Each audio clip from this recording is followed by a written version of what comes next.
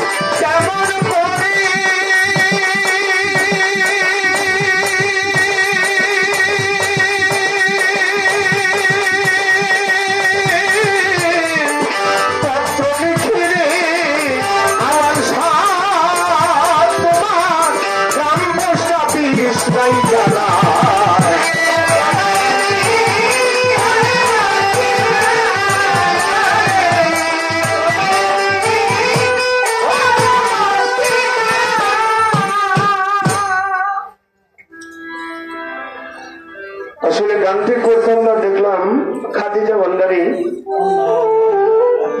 খাদিজা ভান্ডারী একটা মিউজিক ধরে গান করেছে এই জন্য আমার ভিতরে একটু স্পিরিট জেগেছে কারণ ভক্ত যেহেতু হাঁটু পর্যন্ত পানিতে নামে গুরু তো মাজা পর্যন্ত পানিতে নামতে হয় তা না হলে গুরু শিষ্য গুরু ভক্ত হয় না। আমার গিয়াসউদ্দিন সিঙ্গাপুরি ভাই আসলে কি বলে ধন্যবাদ জানাবো এত দূরে চলে আসছে নোয়াবালি শাহওয়াল শাহ প্রেমের টানে এসে শিল্পীদেরকে বকশিশ দিতেছে আনন্দ দিচ্ছে আর সবচেয়ে এই জন্য ধন্যবাদ জানিয়ে ছোট করবো না সালাম জানাই ভক্তি জানাই শ্রদ্ধা জানাই ভালোবাসা জানাই আর আপনাদেরকে বারবার এই সাইড থেকে বলা হয় এই পাশে এখন যে ভাবাচ্ছেন ঠিক আছে আর লাগবে না এই সাইডে মুরব্বী বাবা যারা আছে তো জানি অনেক লোক হয়েছেন আপনারা অনেক নেতৃবৃন্দ সম্মানী ব্যক্তি বসে তবে অন্যান্য দিন যেভাবে গান করি আমরা আজকে কিন্তু সেইভাবে গানটা হচ্ছে না। তবে বলতে পারেন গান কি খারাপ বলবো না ভালো খারাপ করার মালিককে একমাত্র আল্লাহ। ভাই একটু সামনে যাই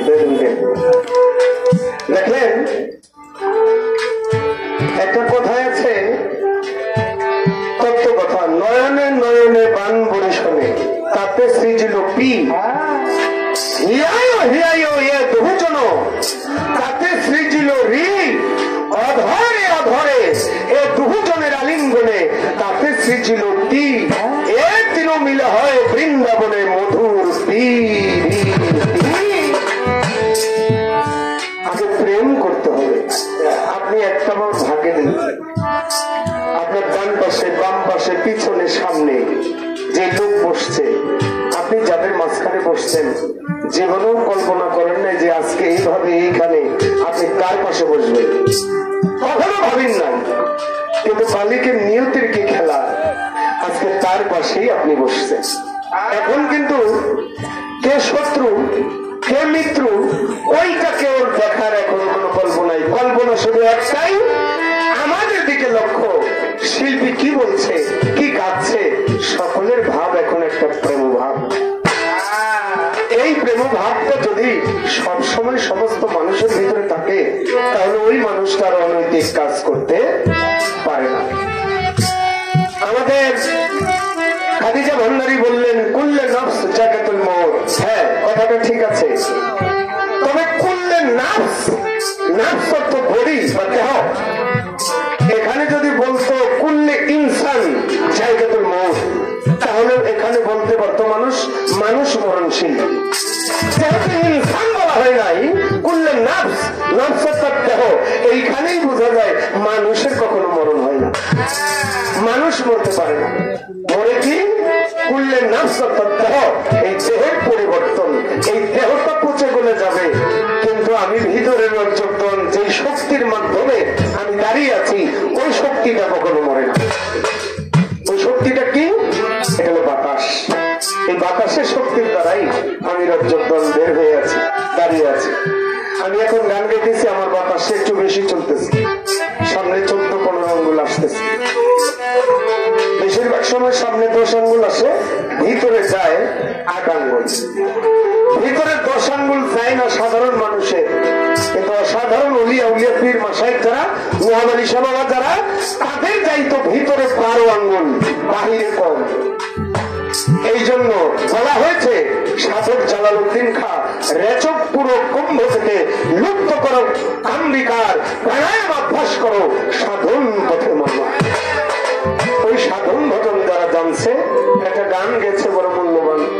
আমি ওই দেশে যেতে চাই, যে দেশে গেলে আমি আমার গুরুর সাথে লয় প্রলয় হইতে পারি। গানটি আমি করবো না, আমি শুধু তোমাকে কথাই বুঝিয়ে দিই। আমার সাধক রজ্জক চান, তার একটা পানি আছে কি? হরে জ্ঞানের অঙ্কুর, মন পাগল তোর ভয় কিরে কাল সমনে, জ্ঞান দিয়ে রাখো সংশোধনে। গুরু তত্ত্ব সত্যময় হয়েছে যার, ছাড়িয়া অসতের সঙ্গ, ফিরে গেছে মন মাতঙ্গ, গুরুময় হয়ে অঙ্গ গেছে তার। কান তরঙ্গ হয়ে গেছে নির্বিকার, গুরুকে করে কান্দারি, প্রেম তরঙ্গ দিচ্ছে পারি, হয়ে গেছে মন ব্যাপারী, সৎ জ্ঞানে স্বভাব।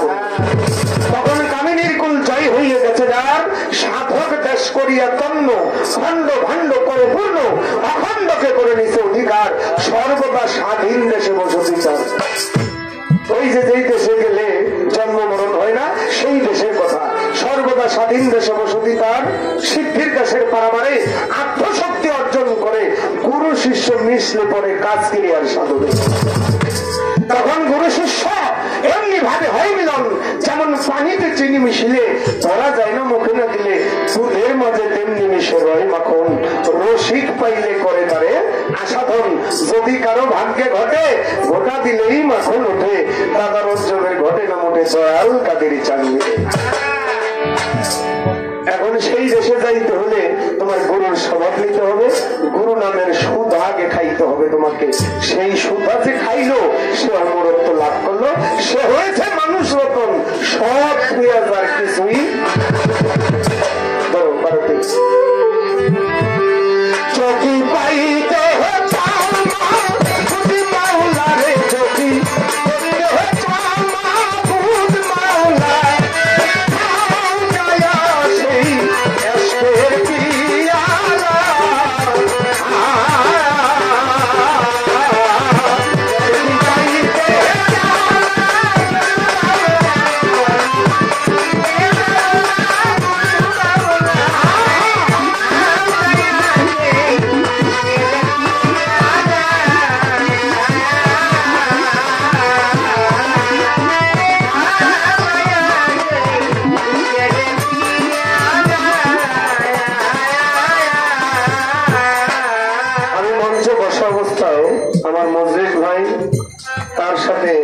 এসেছিল দুলাল ভাই, দুলাল ভাই 500 টাকা দিয়েছে, সে নামটি বলে তাকে সালাম দিলাম। মজলিস ভাইয়ের প্রতি আমার অন্তর থেকে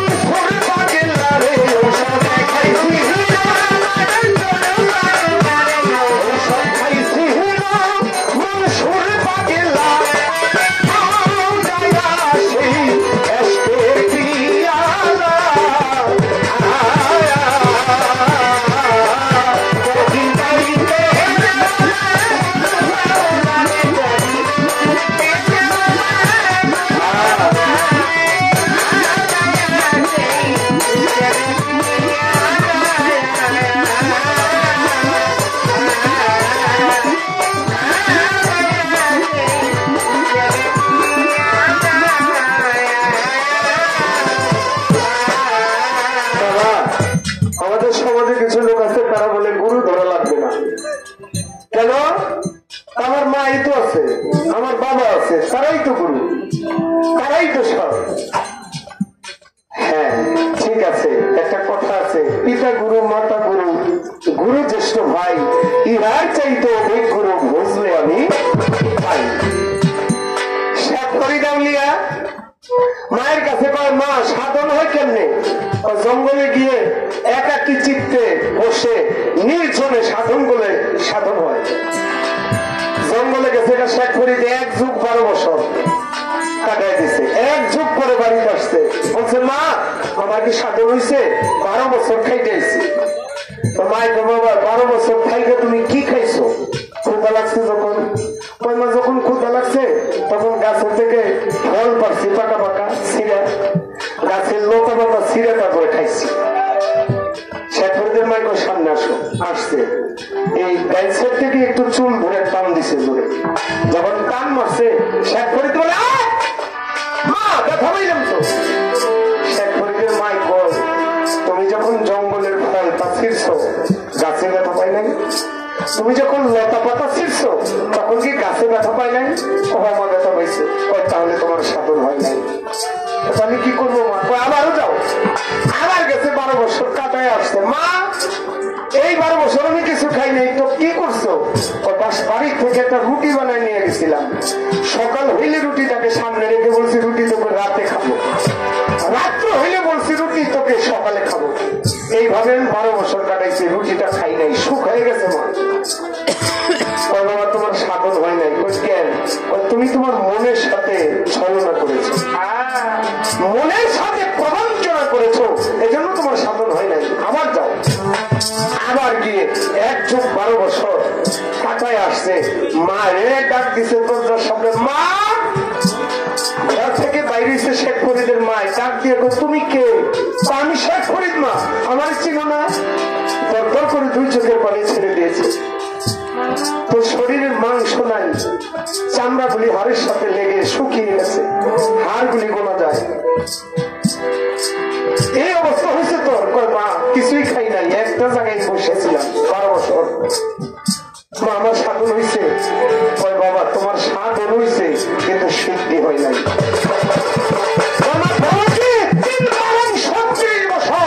আমি জঙ্গলে কাটাইলাম, আমার সাধন হয়েছে, সিদ্ধি হয় নাই। এখন কিভাবে সিদ্ধি হবে? বাবা একা একা সাধন করলে সাধন হয় না, যতক্ষণ পর্যন্ত তুমি মুরিদ না হইবা ততক্ষণ পর্যন্ত তোমার সিদ্ধির কাছে যাওয়া যাবে না।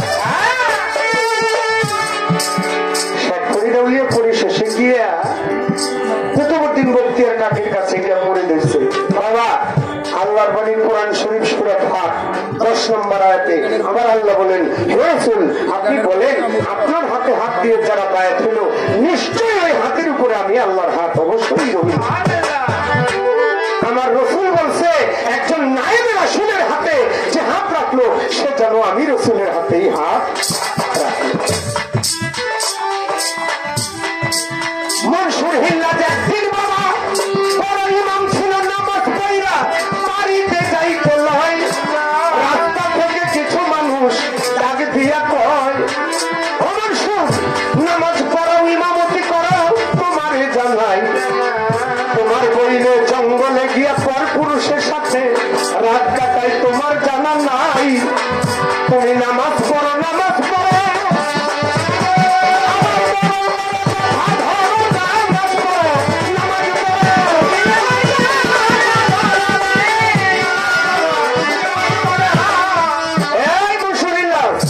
তুমি ইমামতি করার এই দিকে তোমার মায়ের পেটের বোন পর পুরুষ লইয়া রাত্র কাটায়, জানো ও ভয় কি? তোর যে বাড়িতে গেছে, বাড়িতে গিয়ে নাম হইলো তোর আয় না, আয় না। আমি এই যে শরীয়তের কাজ করি আর তুমি পর পুরুষের সাথে জঙ্গলে রাত্রে কাটাও। আয়না বিবি কয়, ভাই তোমার নিজে চোখে দেখছো? আমার চোখে দেখি নাই, তবে যারা বলছে বিশ্বাস অবিশ্বাস করা যায় না। তুমি যেদিন নিজের চোখে দেখবো সেদিন তুমি বলো। ঘুমাইছে রাতে, রাতের বেলা 12 জন পুরুষ আইসা আয়না বিবির ঘরের দরজায় টোকা দেয়, আয়না দরজা খোলো। আয়না বিবি দরজা খুলছে, পাশের ঘরে এলো মনসুর হিল্লাত, কিরে পর পুরুষের গলা, দরজা খুলে একটু ফাঁক করে তাকায় দেখে 12 জন পুরুষ আয়না বিবিকে হাতের ভিতরে ধইরা জঙ্গলের ভিতরে নিয়ে যাইতেছে, মূল শরীরে পিছু পিছু যায়। দেখো 12 জন পুরুষ গোল হয়ে বসছে, মাঝখানে আয়না বিবি একটা গাছের উপরে উঠা চুপ করে বসে দিচ্ছে। দেখি কি করে, যদি কোনো অনৈতিক কাজ করে তাহলে লাভ দিয়ে নেই ওদের ধরবো। দেখে আয়না বিবি আর ওই 12 জন মিলিয়া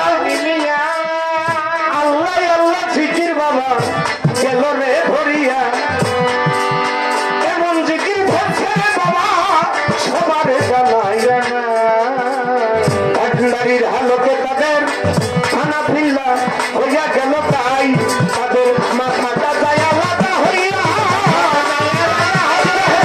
মাথা যায় আলাদা হইয়া মনসুর ভাবে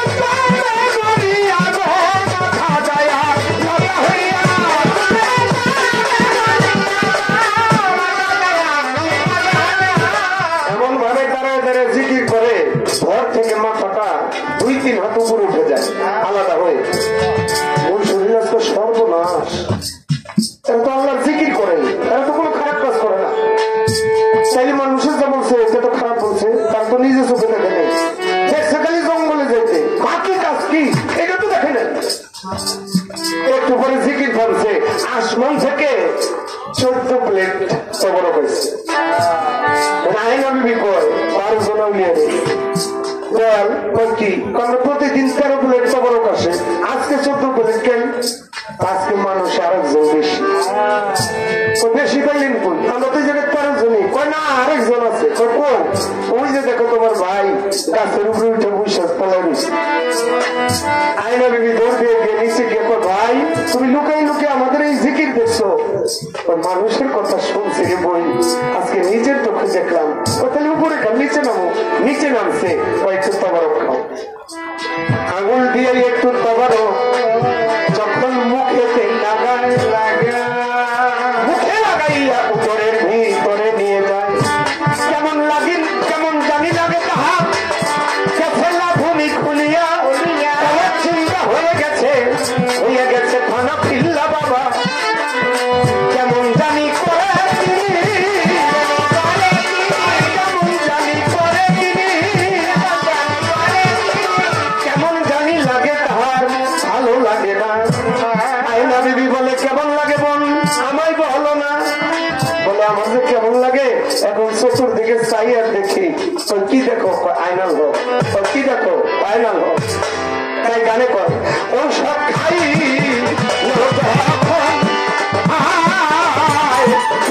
গেল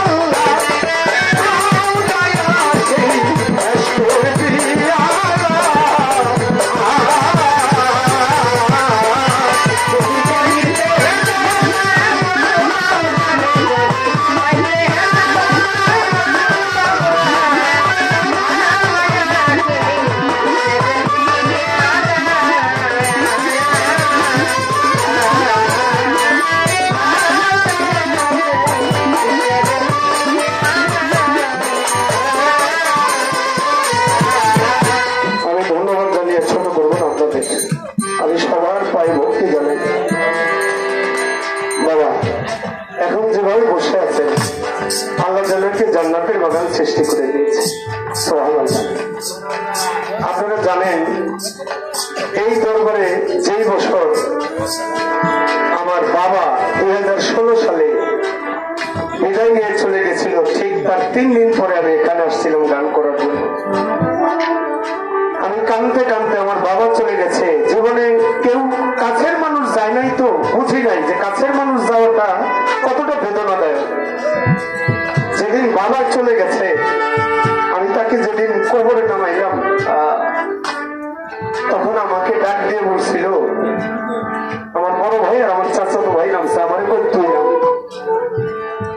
আমি অনুভব করলাম আমি যদি নামি খবরের ভিতরে তাইলে বোধহয় আমি আর উঠতে পারবো না। তো দুই ভাই নামছে, পরিশেষে আমার কই তুই তোর সাথে তোর বাবার একটা প্রেম ছিল, তোর নাম নাইমা। আমার বাবার বুকের উপরে হাত দিয়ে পরিশেষের যে দোয়াটা, ওই দোয়াটা পড়ে আমি কাঁদতে কাঁদতে আমি গলা দিয়ে কথা বলতে পারতেছিলাম না। তারপরে গান গাছি নোয়াবলী সাহেব এখানে আসছি।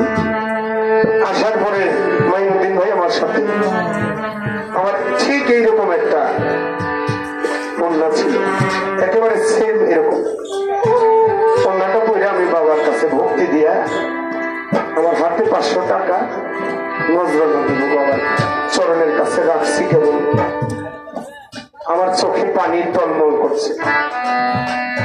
বাবা ছিল বসা, খাস করে দাঁড়ায়া আমার এই গলাটার ভিতরে, এই ধোটটার ভিতরে এমন ভাবে চাপ দিয়ে ধরছে। তার হাতে তো নখ ছিল, জানেন আপনারা, এই নখটা এখান দিয়ে ঢুকাই দিছে একবার। আমি চোখ বুঝে রয়েছি, একটা পর্যায়ে আমি তাকাইছি, ছাইরা দিয়ে আমার দিকে একটা মুচকি হাসি দিয়ে আমার উন্নতটা নিয়ে আর গলার ভিতরে পেঁচাইয়া আমার দিকে হাসি দিতেছে। আমি পরে ভক্তি দিয়ে চলে আসছি। আইসা মঞ্চে চিন্তায় মরে যাচ্ছি, কিভাবে গান গাবো, কথা বলতে পারি না। স্কেল করে যখন দাঁড়াইছি, দয়ালের কি দয়া, আমার এই গলাটা যেন বাঁশির মতো হয়ে গেল। সেদিন থেকে আমি নোয়াবালির সাথে এত ভক্তি করি। নোয়াবালি সাহেব আর যেদিন আমি ওই বছর চলে গেলাম, তার কিছুদিন পরে চলে গেল নোয়াবালি সাহেব। তারপরে এসে আওয়াল শাহ বাবাকে পাইতাম। আওয়াল শাহ বাবা গতবারের আগের বারও আমাদের মিরপুরে বায়না করতে গেছিল আমাদের দয়াল মার সাথে। গত বছর এসে দেখছি আমারে স্টেজে বসে আলাদা 500 টাকা দিচ্ছে। আমি এই সকাল থেকে এই পর্যন্ত শুনিনি। আমি আইসা কেবল খাইতে ঢুকবো, আর এমন টাইমে আমার মাইনুদ্দিন ভাই কইতেছে দয়াল তো চলে গেছে। বাবা, এই ওরস শব্দের বাংলা আবিধানিক করতে হইল মিলন মেলা। ওরস অর্থ মিলন মেলা। একটা জিনিস খেয়াল করেন, নোয়াবালি 7 দিন নিরস, এই 3 দিনের শেষ দিন আমার সাথে আর বন্ধুর বাড়িতে মিলন ঘটিয়ে গেল। এটাই হলো মিলন, এটাই হলো মহামিলন। কে আসে আর কে যায়। ওই যে বলছে এমন একটা দেশ আমাকে বাতায় দেন, সেই দেশে গেলে আমার আর জন্ম মরণ হবে না। তোমার এই গুরুর ছবিটা যদি রাখো, দেখেন বড়বীর আব্দুল কাদের জিলানীর ভক্ত ডাক দেখো, বাবা জীবনে কোনো কিছুই করি নাই, খালি আপনার ঘোড়ার ঘাস কাটছি, কোন নামাজও পড়ি নাই, রোজাও করি নাই, জিকিরও শেখান নাই, সাধনও শেখান নাই। এখন মইরা গেলে কবরের ভিতরে 2 ফেরেশতা জিজ্ঞাসা, আমি কি জবাব দেবো? আমার বড়বীর করতে আমার নামটা কইবে না, বাকিটা বুঝবে। ভক্ত মরে গেছে, কবরের ভিতরে নামাইছে, মুনকার মুখে 2 ফেরেশতা এসে জিজ্ঞেস করতেছে, মান রাব্বুকা, তোমার রবকে? বলে রাব্বি আব্দুল কাদির। দ্বিতীয় প্রশ্ন করে, আমান দিনুকা, তোমার দিন কি? বলে দিনও আমার আব্দুল কাদির। বলে মান নবিউকা, তোমার নবীকে? মার হাজার রাসূল, উনি কি তোমার রাসূল? বলে উনিও আমার আব্দুল কাদির। আগুনে ঘুরছে নিয়ে যখন মারবে, বড় ছিল হুজরাখানায় ধ্যানে, পলকের ভিতরে কবরের ভিতরে গিয়ে আগুনের গুর্জর খাবার দিয়ে ধরছে। মানুষকে 2 ফেরেশতা হুজুর ও তো ভুল জবাব দিছে। ও কি জবাব দিছে এটা পরে, ওর গুরুর নাম তো কইছে। তা আপনি আইসেন কেন বড়বীর? কই ভক্ত যত বিপদায় করে বসুক, আমার নাম গুরু নাম যদি স্মরণ করতে পারে, ওই গুরু আর থাকতে পারে না ভক্তের কাছে। গান আছে না, মুর্শিদ নাম হৃদয়ে ভরা, তার ভরা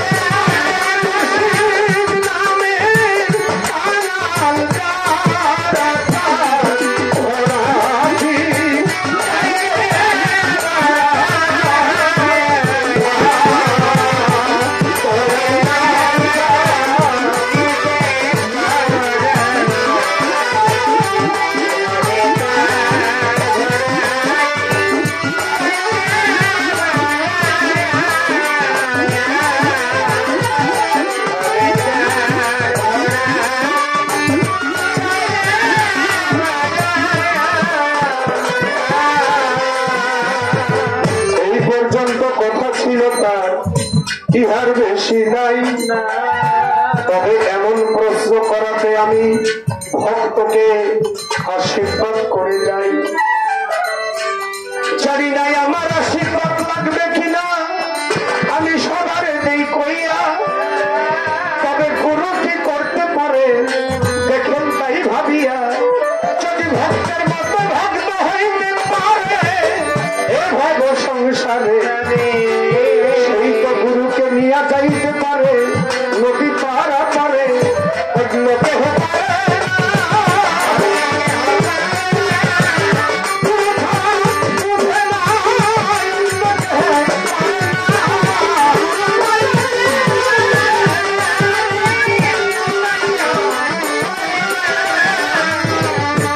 লোকে দিয়ে গেছিল আমাদের শামসু ভাই।